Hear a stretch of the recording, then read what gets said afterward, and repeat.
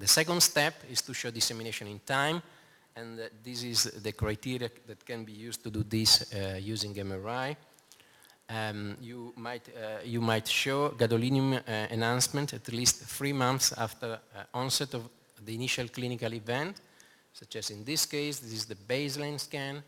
This is a scan obtained 3 months later, and you can see that there are two new T2 lesions, which also enhance after gadolinium, and this is enough to show dissemination in time. Or the other criterion is to detect a new lesion if it appears any time after a reference scan done 30 days after onset of the clinical event. And this is an example of this. This is the baseline scan. This is 40 days later, the same scan, no new lesions appeared. This is the scan 60 days later. You might wish to know where there is the new lesion.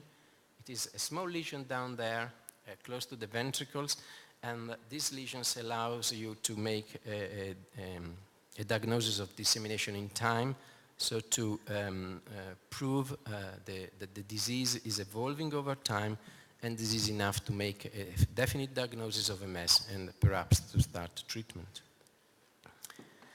We have just touched up to now the issue of dissemination in space and time, but we discussed at the very beginning that you also need to exclude other conditions that may mimic MS.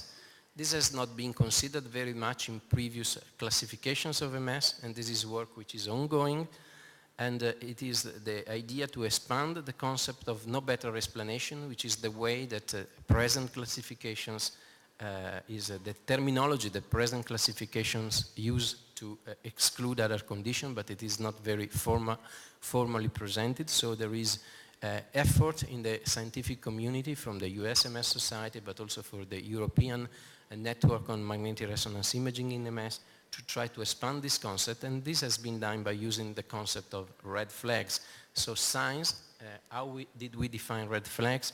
We define red flags as any demographic, clinical, or MRI lab or other paraclinical findings not suggestive of MS, but instead suggestive of another disorder, which may be the presence of atypical features for MS or the missing of some typical features that you are expecting to see. And of course, again, we will focus on red flags from MRI. The overall aims is, of course, to expand the concept of no better explanation, as we said, and to try to implement these additional rules into the existing revised McDonald criteria.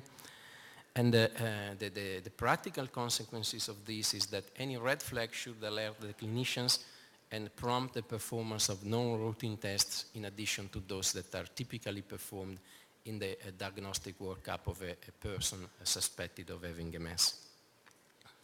So this is one of the first results of this effort, which is a paper which appeared last year in the Lancet Neurology, where the European Group for MRI and MS tried to flesh out a few red flags from MRI to be used for improving diagnostic certainty for MS. And I wish just to show you a few features which might be important to be recognized in the diagnostic workup to exclude the diagnosis of multiple sclerosis, which is also important. For instance, this is a case with very many lesions, but in addition to the typical lesions of MS, he had a few hypointense lesions in the on T2 weighted images, which is not typical of MS. This is microhemorrhages, and in fact this case was diagnosed as amyloid angiopathy. Or you might have something like this, very lesions in the white matter, but they are very big. They don't enhance, albeit being very large. They don't have mass effect, which is not typical of large pseudotumoral MS lesions. And again, this is case at PML, which is important now that there are very effective treatment which might be, however, associated to the onset of progressive multiencephalopathy and multifocal leukoencephalopathy. And so it is important to recognize such images in the future when this drug will become more and more available. This is another case where you have very many white matter lesions, perhaps meeting the criteria for diagnosis of MS, but these lesions are located in places that are strange for MS, such as the temporal pole or the external capsule. And indeed, this patient had a CADASIL, which is a genetically determined disease which causes infarcts. And again, this is another 3 cases where you have again white matter lesions, but they are symmetrically distributed across the 2 hemispheres. Again, this is not typical of MS. And in fact, these patients had several forms of genetically determined leukodystrophies. Or you might have cases like this where you have a typical MS appearance of several white matter lesions in the brain, but you do also see something like this, which are infarcts. So this is not typical of MS to have white matter lesions plus infarcts. This is a case of systemic lupus erythematosus, which again can enter differential diagnosis clinically and radiologically. And finally, this is a very rare case where you have hyperintensity on T1 weighted scans of the dentate nuclei in the cerebellum, which is again not typical for MS. And this is a very rare genetic disorder which can mimic MS clinically and radiologically with a name which is unpronounceable to me, so I will skip over. Enhancement can also be useful to exclude other conditions. You know that lesions of MS can enhance, but if you see enhancement in the meninges, so not in the brain but around the brain or around the spinal cord, such as in this case, this is not at all typical of MS. This is suggestive of another condition which is called neurosarcoidosis. And another possibility is to have, I told you before that lesions of MS are very small.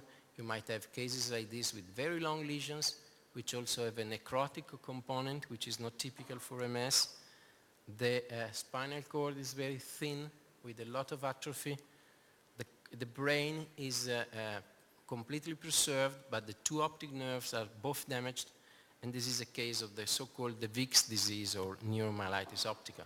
So we have very many red flags that should alert clinicians before they start shouting, as we heard the Juliana, to make a proper diagnosis. And this is the different possible diagnostic scenarios that this brings up. You might have typical features of MS with no red flags. So in this case, a diagnosis can be done pretty quickly. You might have features compatible with MS, but in the presence of a red flag.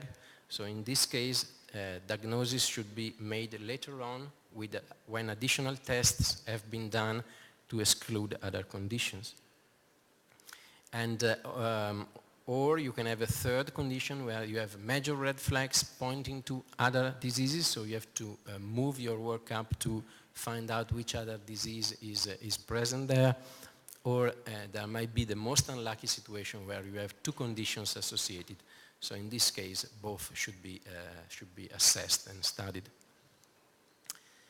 Of course, this approach is not without limitations, but for the sake of time, I will skip this. And the main issue is that we usually use red flags outside the clinical context. So in the clinical context, you have a lot of additional information which might give the proper weight to a red flag.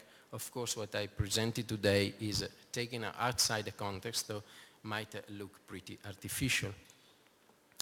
And I will move on now to the last bit of my talk, which is future work and conclusions. So we heard that we want to know what will happen in the next 20 years or so. I told you what happened in the last 20 years or so. So from when MRI was not available to now that MRI is available pretty everywhere, also with high field magnets such as 3 Tesla magnets. And we have seen how this has improved the ability to make a diagnosis of MS.